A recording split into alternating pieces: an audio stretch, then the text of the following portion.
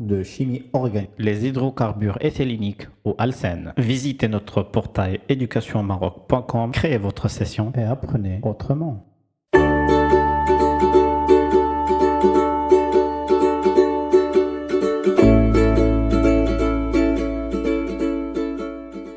Hydrocarbures éthyléniques ou alcènes. Définition. Ils contiennent au moins une double liaison. Les monoéthyléniques non cycliques sont de formule brute CnH2n. Propriétés physiques. Ils présentent une volatilité voisine de celle des alcanes, comprenant un même nombre de carbone. Leur densité est inférieure à 1. Ils sont solubles dans les solvants organiques et insolubles dans l'eau. Propriétés chimiques. En raison de leur caractère insaturé, leurs principales réactions seront des additions, à savoir des additions d'hydrogène et des additions électrophiles. Addition d'hydrogène. L'hydrogène s'additionne en présence d'un catalyseur métallique, éventuellement sous pression. Ici, on a le bilan de l'hydrogénation des éthyléniques. C'est une cis-addition, les deux hydrogènes se fixent du même côté du plan de la double liaison. L'hydrogène ne réagit pas spontanément avec l'éthylénique et il faut un catalyseur qui est le plus souvent insoluble dans le milieu, dont le nom de catalyseur hétérogène. Les molécules d'éthylénique se fixent sur les particules du catalyseur. Les électrons pi forment un complexe avec le métal. Cette complexation active la liaison vis-à-vis de l'hydrogène. Comme une face de l'éthylénique est collée au métal, les deux hydrogènes ne peuvent s'additionner que sur la face libre de l'éthylénique. On obtient un racémique car le catalyseur peut se fixer d'un côté ou de l'autre du plan de la double liaison. A noter que le terme de cis-addition concerne la stéréochimie de l'addition et n'a rien à voir avec la configuration de l'éthylénique. Ici, le mécanisme de l'hydrogénation catalytique. Tout d'abord, il y a la formation du complexe entre l'éthylénique et le métal. Le complexe éthylénique est collé sur le catalyseur. Et fixation de l'hydrogène sur la face de l'éthylénique non collée sur le catalyseur. Addition d'halogène. Cette réaction a été bien abordée dans le chapitre mécanisme réactionnel.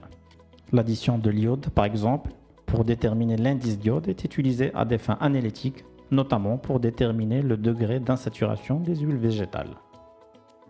Addition d'acide. Addition d'eau, l'hydratation des éthyléniques par action de l'acide sulfurique dilué. Il s'agit d'une réaction en deux étapes. La première étape, c'est la formation d'un carbocation. Et la deuxième étape est la réaction du carbocation avec une molécule d'eau. Ici, la réaction d'hydratation des éthyléniques avec son mécanisme. L'orientation est déterminée par la stabilité du carbocation intermédiaire. Addition d'acide hypochloreux. Le mécanisme comporte d'abord la formation de l'électrophile Cl+, par protonation de HClO.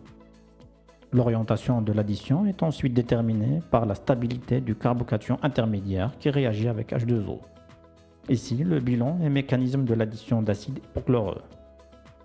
Reste à noter que l'ion Cl+ est trop petit pour former comme Br+, un ion ponté. Réaction d'hydroboration. Le diborane P2H6 réagit sous forme de monomère BH3 avec les éthyléniques pour former des alkylboranes. Le bord moins électronégatif que l'hydrogène se fixe sur le carbone le plus négatif. On peut obtenir trois additions successives. Un alkylborane monosubstitué, disubstitué et trisubstitué. Ici, le bilan est interprétation de l'orientation de l'hydroboration. Les alkylboranes sont ultérieurement transformés en alcool par réaction avec l'eau oxygénée, en présence de la soude. On obtient les alcools plus de l'acide borique ou ses sels de sodium. Oxydation des alcènes. Action des peracides. Les peracides oxydent les éthyléniques avec formation d'époxyde. Cycle oxyrane. L'acide 3-chloroperbenzoïque, noté MCPBA, est le réactif le plus fréquemment utilisé. Le processus est concerté. Tout se fait en une seule étape. On retrouve dans l'époxyde la stéréochimie de l'éthylénique de départ. C'est une 6 addition. Ici, la préparation des époxydes par action d'un péracide. On obtient un racémique. Le second énantiomère résulte de l'attaque du péracide sur l'autre face de la double liaison. Réaction de 6-hydroxylation. Action de permanganate de potassium en solution diluée. Il se forme un intermédiaire cyclique très rapidement hydrolysé dans le milieu. La flèche qui symbolise le basculement du doublet d'électrons en direction du métal correspond à la réduction du métal. Ici, on a l'action du permanganate de potassium dilué à froid. Le manganèse est à l'état d'oxydation plus 7, puis se forme un intermédiaire cyclique où le manganèse est à l'état d'oxydation plus 5. Réaction de 6-hydroxylation. Action du tétroxyde d'osmium. La réaction est très comparable à celle du permanganate de potassium en solution diluée. La première phase est un réarrangement des doublets où l'osmium est à l'état d'oxydation plus 8, puis formation d'un intermédiaire cyclique où l'osmium est à l'état d'oxydation plus 6. L'intermédiaire cyclique va se cliver en présence d'eau pour donner un dialcool.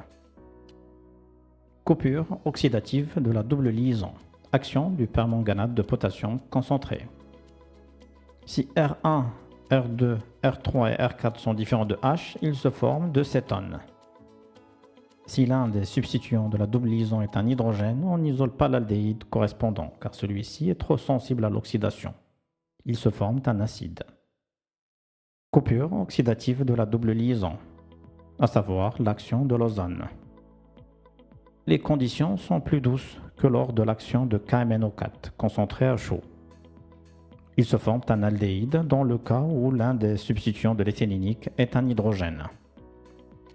Ici, la réaction d'ozonolyse en présence de zinc et de H2O, qui donnera une cétone plus une aldéhyde. Il se forme un ozonide. L'ozonide est décomposé en présence de zinc. Le zinc est un réducteur et il réduit l'eau oxygénée. Cette réaction est très utilisée pour préparer des aldéhydes. Réaction de polymérisation. Les éthyléniques sont facilement polymérisables par des mécanismes radicalaires ou acides. Ces réactions permettent d'obtenir des matières plastiques, des polyéthylènes, comme des polyesters. Ces polymérisations sont également un inconvénient. Chaque fois qu'un éthylénique est traité en milieu acide, il y a risque de destruction par polymérisation d'une partie de l'éthylénique. Ici, on a la polymérisation par catalyse acide du styrène. Le carbocation, formé par addition d'un proton sur une double liaison, se comporte comme un électrophile, réagissant à son tour sur une autre molécule d'éthylénique. Réaction de substitution radicalaire sur le carbone en alpha de la double liaison. C'est une substitution radicalaire. La réaction a lieu en phase gazeuse, sans ionisation. L'étape d'initiation implique la chaleur comme promoteur de radicaux. En fait, on utilise d'autres agents d'halogénation plus faciles à manipuler, comme le N-bromosuccinimide, noté NBS. Ici, vous avez la substitution radicalaire conduisant au chlorure d'allyle. L'halogénation radicalaire peut également être réalisée en alpha du noyau aromatique. Ainsi, on peut préparer le bromure ou le chlorure de benzyle à partir du toluène. Ici, vous avez le bilan de l'action du NBS. On note une substitution du proton en position alpha du carbonyle par l'atome de brome, avec formation à la fin du succinimide.